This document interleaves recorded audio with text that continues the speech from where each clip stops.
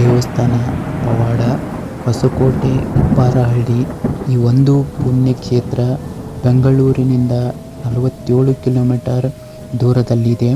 ಈ ದೇವಸ್ಥಾನವು ಹಾಗೂ ಶಕ್ತಿ ದೇವತೆ ಎಂದು ಕರೆಯಬಹುದು. ಈ ದೇವಸ್ಥಾನದಲ್ಲಿ ಮೊದಲು ಗಣೇಶ ಮತ್ತು ಗಣಪತಿಯ ದರ್ಶನವನ್ನು ಪಡೆದುಕೊಂಡು ನಂತರ ಈ ಸ್ಥಳದಲ್ಲಿ ದೊಡ್ಡದಾದಂತಹ ಅಥವಾ ಬೃಹತ್ ಆಕಾರವಾದಂತಹ 2 ಆಲದ ಮರವನ್ನು ಇಲ್ಲಿ ಕಾಣಬಹುದು. ಈ ಆಲದ ಮರವು 300ರಿಂದ 350 ವರ್ಷಗಳ ಹಿಂದೆ ಇದ್ದಂತಹ ಈ ಆಲದ ಮರವನ್ನು ಇಲ್ಲಿ ಕಾಣಬಹುದು.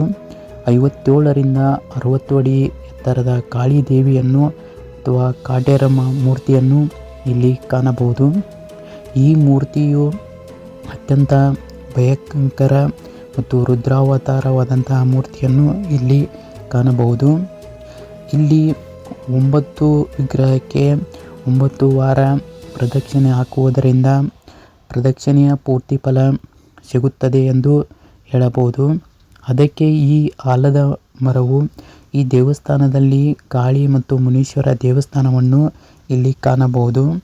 ಇಲ್ಲಿ 9 ವಾರ ದೇವಿಗೆ ಬಂದು ಪ್ರಾರ್ಥನೆಯನ್ನು ಸಲ್ಲಿಸಿ ಹರಕೆಯ ಕಾಯಿಯನ್ನು ಕಟ್ಟಬೇಕು. ಇದರಿಂದ ಪೂರ್ತಿ ಫಲ ಸಿಗುತ್ತದೆ ಎಂದು ನಂಬಿಕೆ.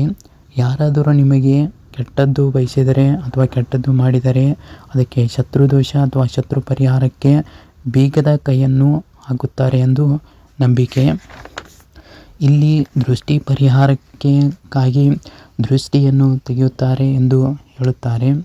ಇಲ್ಲಿ ಮಕ್ಕಳಾಗದವರಿಗೆ ಸಂತಾನ ಪ್ರಾಪ್ತಿ ಹಾಗೂ ಮದುವೆಯಾಗದವರಿಗೆ ಮದುವೆಗಾಗಿ ಇಲ್ಲಿ ಚೀಟಿಯನ್ನು ಬರೆದು ಕಟ್ಟುತ್ತಾರೆ. ಸಂತಾನ ಪ್ರಾಪ್ತಿಗಾಗಿ ತೊಟ್ಟಿಲುಗಳನ್ನು ಕಟ್ಟುತ್ತಾರೆ. ಈ ಕ್ಷೇತ್ರಕ್ಕೆ ದೇವತೆಯಾದಂತಹ ಈ ಕಾಟೇರಮ್ಮ ತಾಯಿಗೆ ತೆಂಗಿನಕಾಯಿ, ಕರ್ಪೂರ, ಊದುಬತ್ತಿ ಹಾಗೂ ಬೆಲ್ಲದ ಆರತಿಯನ್ನು ಮಾಡುತ್ತಾರೆ.